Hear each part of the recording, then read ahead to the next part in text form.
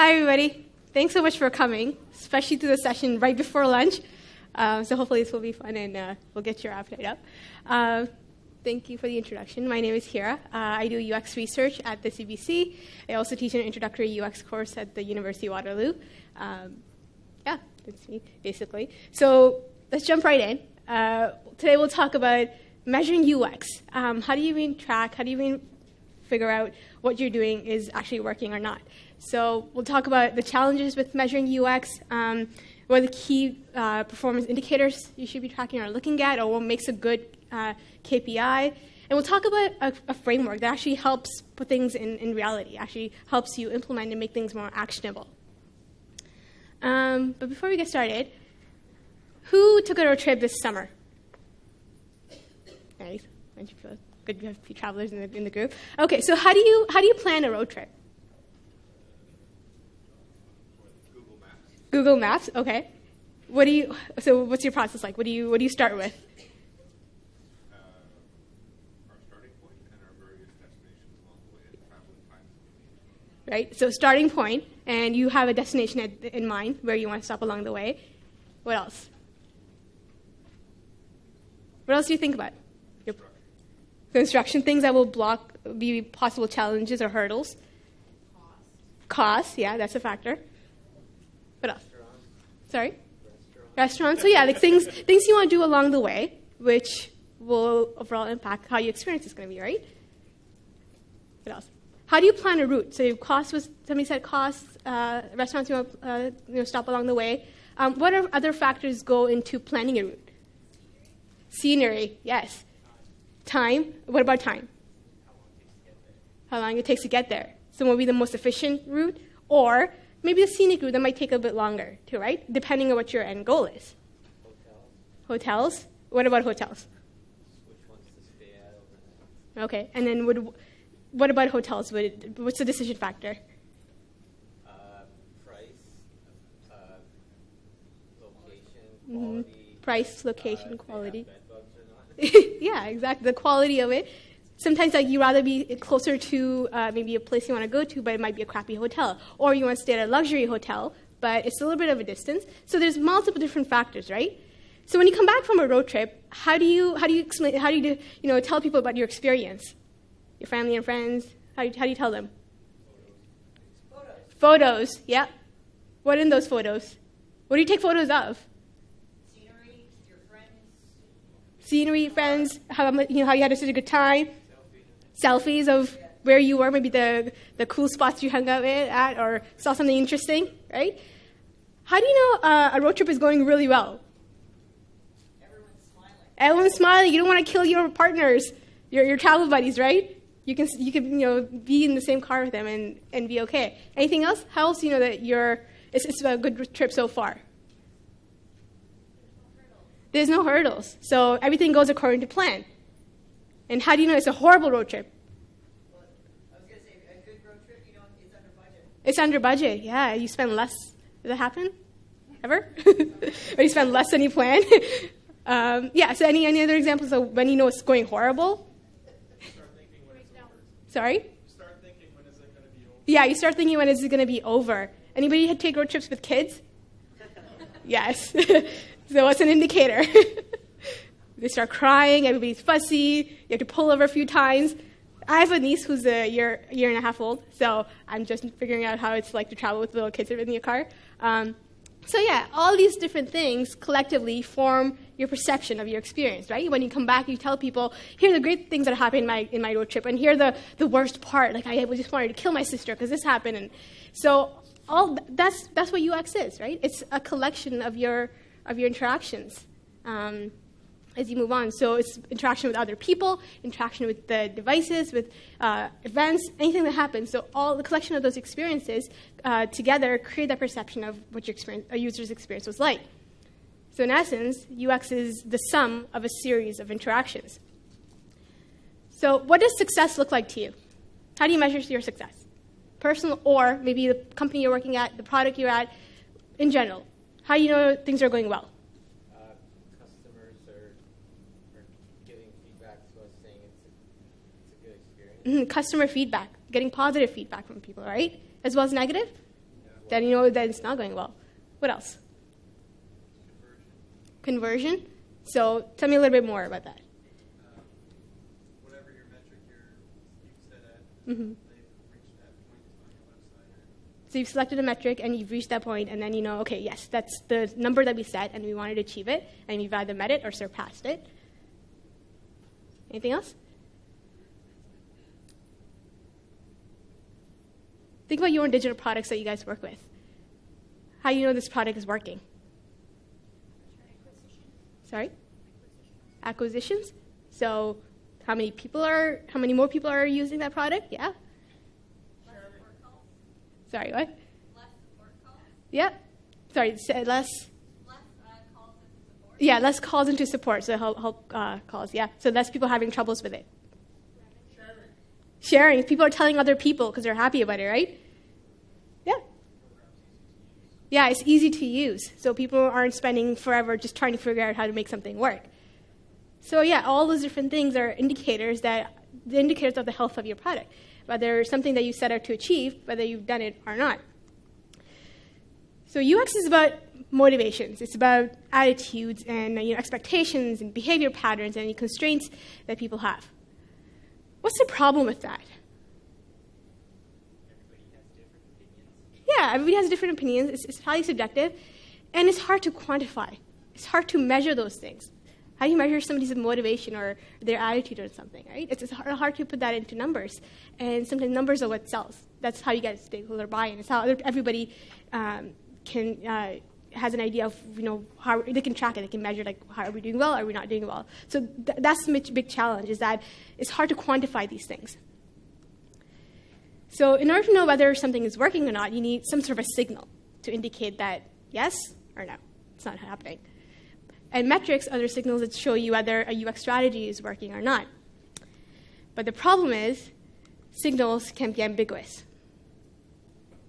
And they can be easily collected, but they're not always the most important thing. Just because you can gather that data doesn't mean it's telling you what's actually important. Because it's measurable doesn't mean it's giving you something that's insightful. So all the base metrics that we currently are looking at, page views and unique visitors, these are great. These are great for giving you a baseline on how the site is doing, how things are working, and just establish the state of this nation, kind of a look of your product, right? But they aren't always useful in helping you figure out whether a strategy that you implemented, if it worked or not. It doesn't help you track the impact of your changes. It just tells you, here's what happened. And usually after the fact, right? It's we push something, we try something new, this is what happened. It worked or it didn't work, right? So it just tells you, it doesn't really indicate whether specific changes made a difference or not. So effective KPI, UX KPIs, are something that is behavioral-based because we're measuring people's interactions, right? You can't measure the quality of experience if you don't look at how people are interacting with something, what their behavior is like. They have to be indicator of performance. They have to give you enough time to react to that change. They have to tell you whether something is working or not. So they have to help you predict the change that will happen. So they help you become more proactive. They have to be key to the business. Obviously, you're putting in these strategies to achieve some business goals, right? Or else why would they be paying you big bucks to implement something cool and fun or try out your new ideas? And not only do they have to be key to the business, they have to be unique to that business.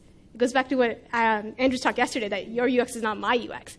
Just because one metric is a good indicator for one company doesn't mean that it's going to work for you. It has to be unique to what you are doing, what your end goal, what your goals are, the strategies that you've implemented to reach those goals, and whether your specific situation, if that works or not. They have to obviously be easy to measure, because if you're going to be tracking them often, and they have to be something that you can easily collect and track, and they have to be diagnostic. They have to tell you something. They have to tell you the why, what the problem is, what's going on. So behavioral-based, as we said, is key. It's critical to your measuring your experience and the quality of it. Performance indicators are more, they tell you an important change in the business. They're indicating something, right? Hopefully they'll give you enough time to react to that, to take and be proactive and implement things that will help change that. It gives the indication that you might be able to adjust the levers of your strategy one thing doesn't work, maybe something else would work, but it tells you that something is happening. In terms of key to the business, there's 5 business goals that these KPIs can be related to. One, they either help you increase revenues, decrease costs, maybe increase market share, increase revenue from existing customers, or increase shareholder value. So one of these 5 need to apply in some way, or maybe a combination of all, right? Because at the end of the day, you have to keep the lights on. They have to result in some sort of business gain in some way. And then they have to be unique to your business. If you have like something very generic, you're just going to get something generic back in return. It's not going to be much value. So they should be specific to what exactly your business is trying to achieve and how your business is run. And again, they have to be easy to measure, right? They have to, because you're doing it so often, so frequently, just a part of tracking and measuring that should not be such a long and laborious task that nobody wants to do it, or it's just too costing for the company to even do that. And it also deters people away from doing the exercise of even evaluating it and looking at it and tracking it. And again, diagnostic, to tell you what the problem is, why it's happening. That's how it becomes an indicator. So then I was looking at, okay, so that's great. It gives you an idea of how you should, what things you should be looking for, what it works, but I needed some way to actually put that into action, something that makes it more realistic and I can apply to my own context. So then I found this amazing framework by Google. Google's research team, they put together something called the HEART framework, which I found out about at a conference. And what it actually does is it helps you evaluate the quality of the user experience that you're creating and the impact of those changes. And it can be applied at any level. You can apply to a specific feature that you're creating or to the whole health of the overall product as well. Again, it has to be customized to your own company and your own products that you're creating. So there's 5 categories of the HEART framework. The first one is happiness. What kind of things would go under happiness? How do you evaluate happiness of how people are happy about the product?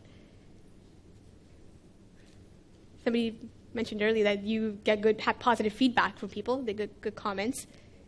What else? Sharing, yeah. If people are happy, they're excited, they're telling other people about it. So you're basically measuring users' attitude towards your product.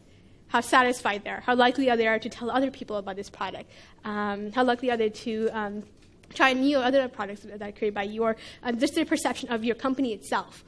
So happiness. And usually collected through maybe surveys or talking to people about it. And second is engagement. So how do you guys measure engagement? That's a big kind of sometimes a fluffy term, but engagement, like because engagement means different things to different people. So how do you define engagement in your own products? Traffic, so how many people are coming by? Sorry? Yeah, time spent on the page. So how involved people are with your product, whether they're coming back, whether they're, even within one session, how long they're staying, what they're doing. Anybody else? Yeah? Yeah, adoption of a new feature, maybe. That's a kind of a different category, though, slightly. So, yeah, but good point. We'll get to that, too. But, yeah.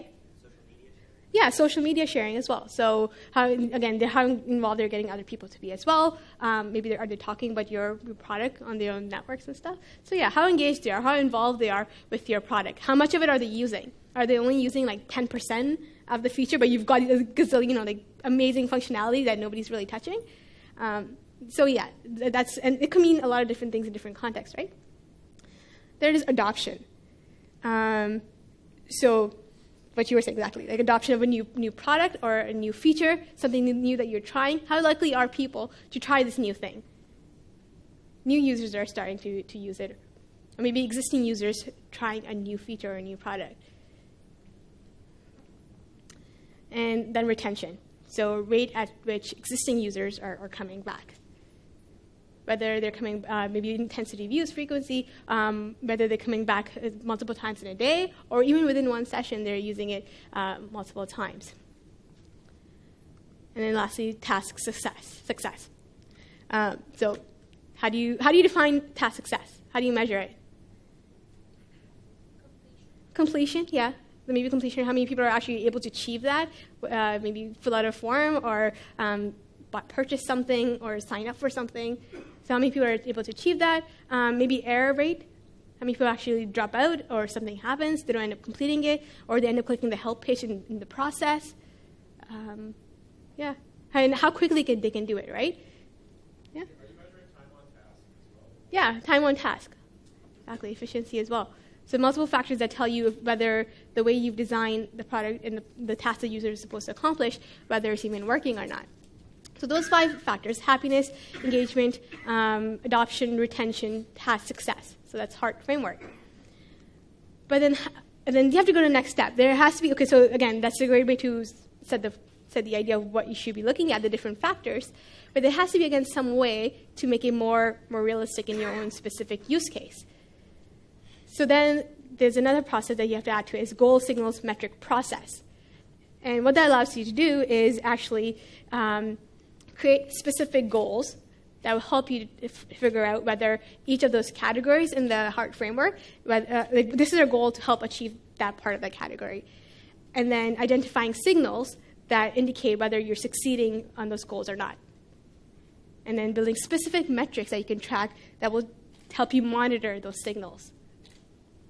So let's put it all together and see how that works. Okay, and I apologize if the next slide is going to hurt your eyes. Bad use of late, but this is an example of how you can put it all together and actually use it as an exercise within your own teams. So if you look at the first one, happiness, that was our first category.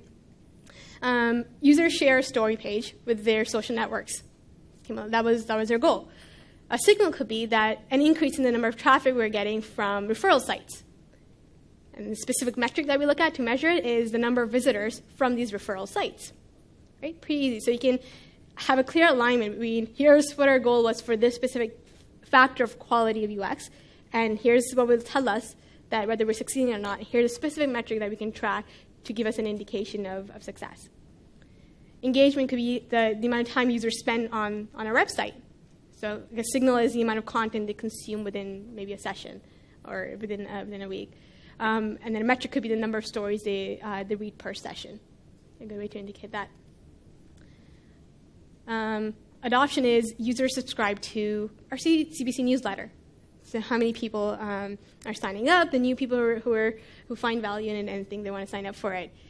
A signal could be users visit the subscription page. The amount of visits to that page is going up.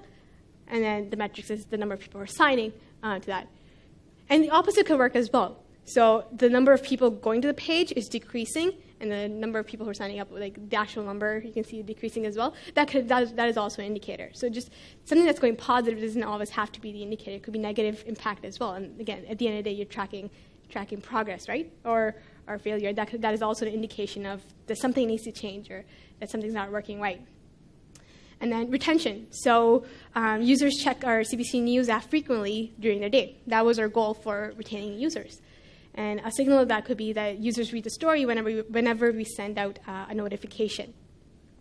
And a metric of that could be the number of page views we get on a story that's linked to a specific news alert. Maybe that way we can measure that was an input, that was a trigger, and did people come back or not? Did it work in bringing them back to the experience?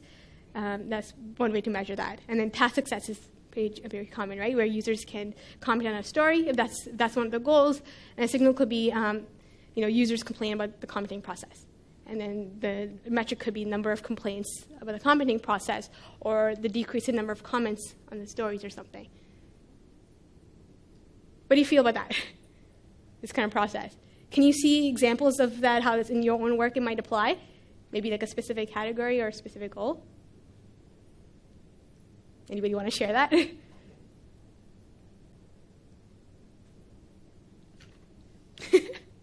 That's okay. Take a few minutes. It is a long process, right? And that's the point of the exercise, is that even if you don't end up coming up with a nice, clean matrix like that, it gets you to start thinking.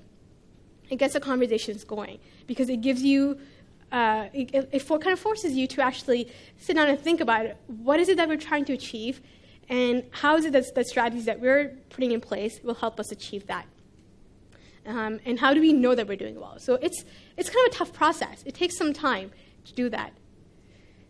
So some of the lessons that we've learned as we're trying to implement this and getting different teams in our company to try this out, is that the first one, it's really hard.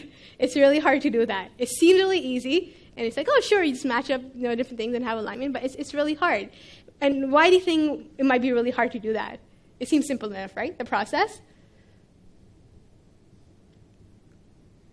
Yeah. Depends on individual people and their behavior. Yeah, it depends on individual people and their behavior. And are you talking about the user or your stakeholders who you're working with?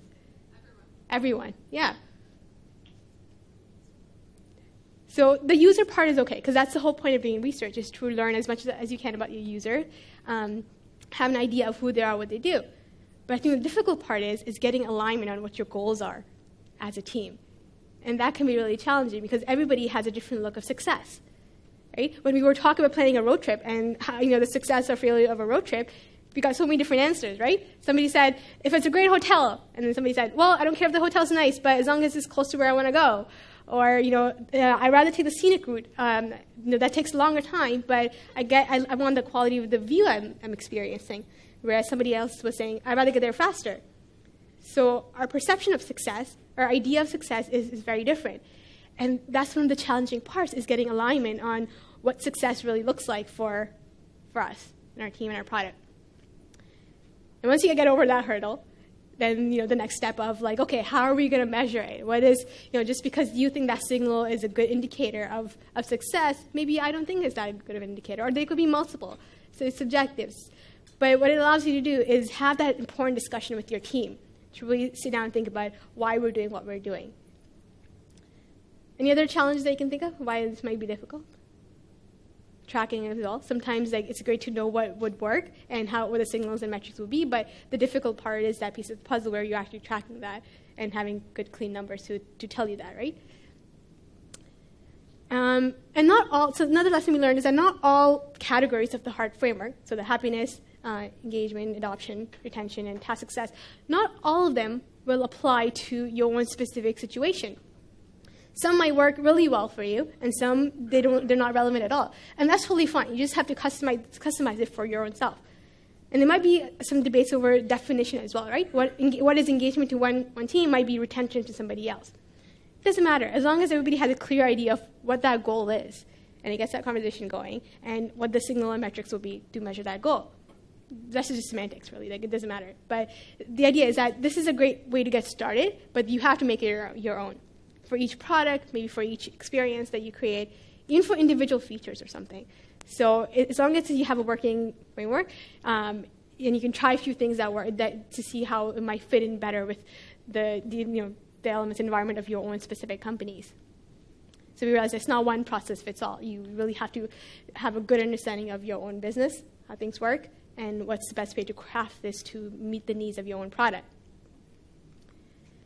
And then one thing that we did learn is that although you don't always come to that really nice, clean matrix and have a good idea and have everything set in place, be golden, what it does do is that it does bridge the gap between the people creating the products and the people using it.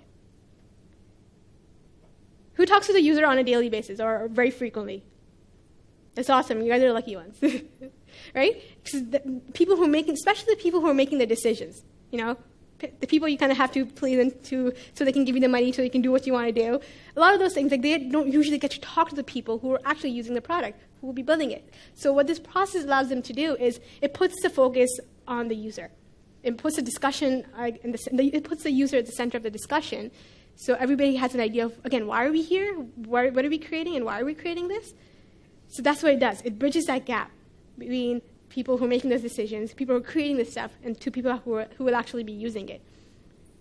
And it's a good way to do that, because not everybody has the time or the money to be talking to the user all the time, right? In an ideal world, that would be great, but not all of us have the luxury to do that. We're working with a variety of different constraints in our day-to-day jobs. Budgetary constraints, time, strict deadlines. So it's a good method of putting it in place of, here's what the user wants, here's how we hope the product will perform, here's the goal we want to achieve, and here's how we track it, and here's how the user will behave with it, how the user will interact with it. And lastly, I think the biggest thing it does is that it helps create that really direct alignment, the connection between what your overall goals are, what is it that you're trying to create, the KPIs, the way that you're measuring success of your product, and the strategy that you're implementing. 'Cause sometimes that's the fuzzy part. You might have a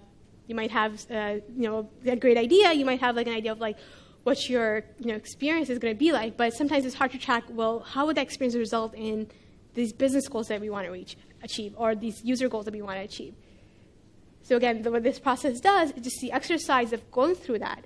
It helps you create that direct alignment and have a better understanding of different parts of your strategy and how those strategies are impacting the experience the quality of the experience that you're creating. So if something is working or something's not working based on the signals and metrics that you're looking at, then you know what to adjust. You know how to tweak it. You know which lever to pull and you know which changes to button to push to make something else work. And that's a whole part of the trial and error process, right? Where you're coming up with different iterations, you're constantly trying new things, you're testing it out.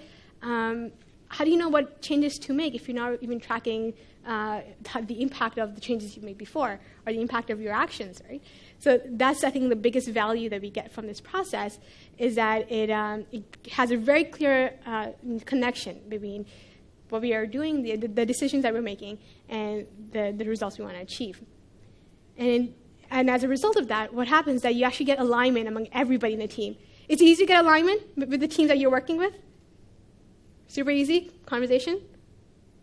No, right? I get a lot of heads knocking. No, it's hard because, again, it's just subjective. Everybody comes in with a different lens.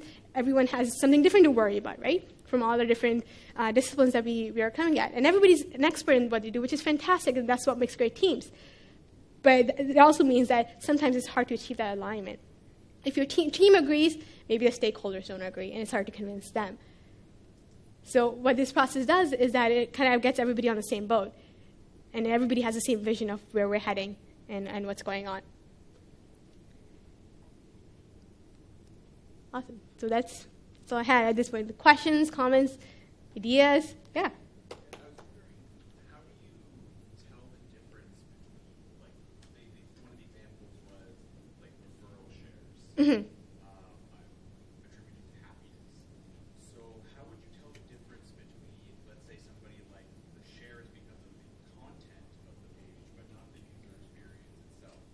That's a really good question. So how do you tell the difference between how when something is being shared because the content was great or because the product itself experience is great? And that's something we've actually come across is how do you attribute the signals and metrics to the product or the content that you're creating? And at CBC, that's constantly what we're struggling with is we have an awesome team of people who create great content, but then we also have the product that does that together.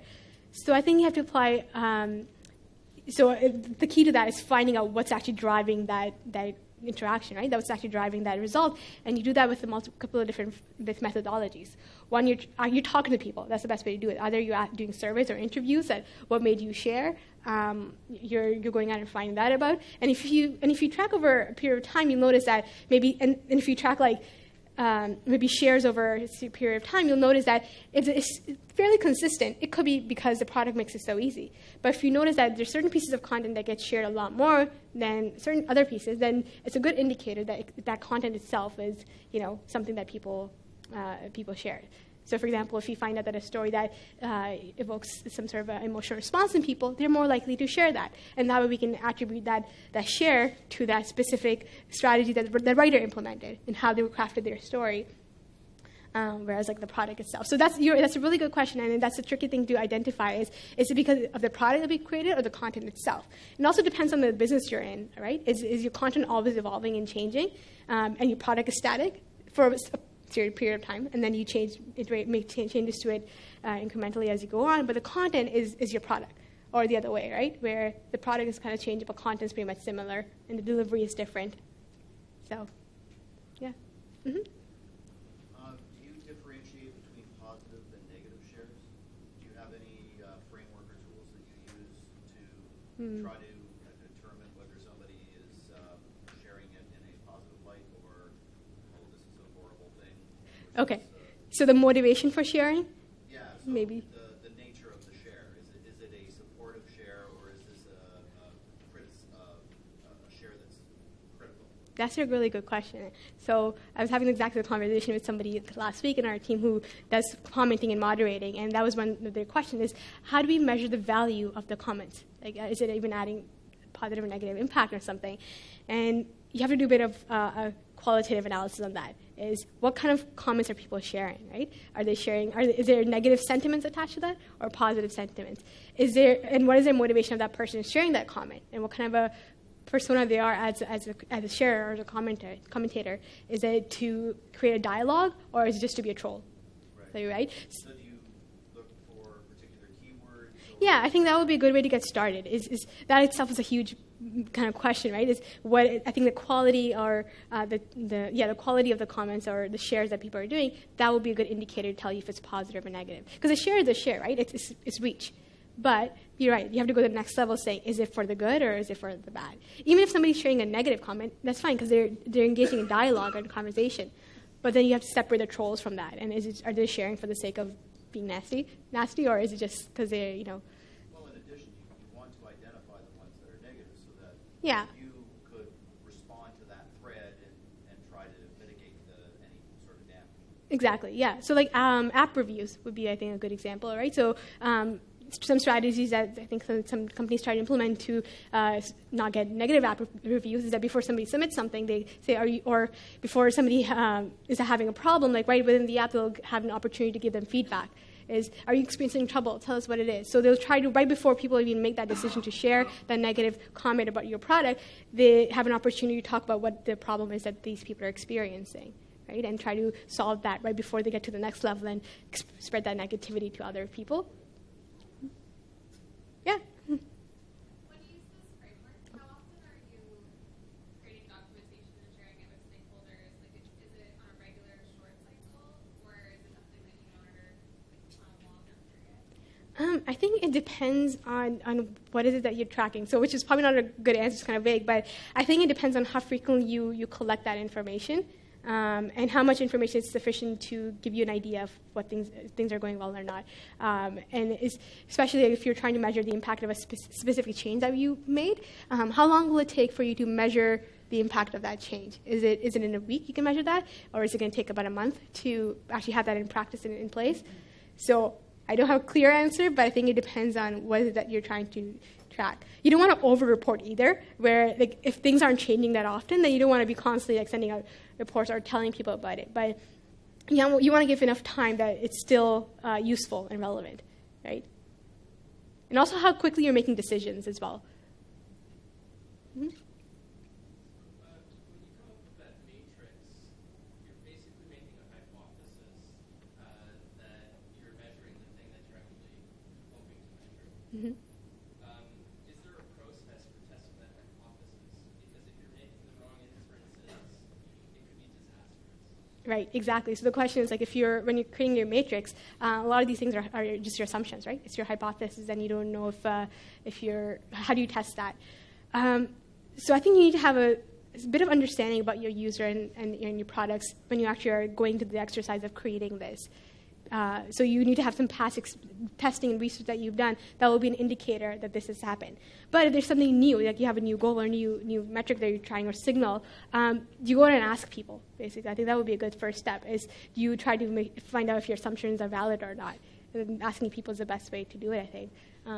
So like, for example, like when you're sharing, is it because you like what you're reading, or is it or do you think you have a friend who might enjoy it or something, or like what's your motivation? So I think the more you talk to people, the more you find out about them, the stronger your matrix will be, or the stronger your understanding of what look of success is, really.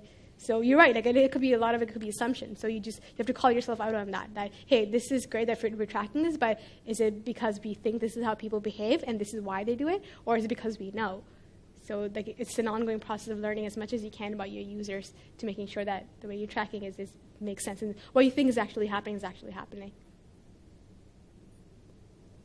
Any other questions?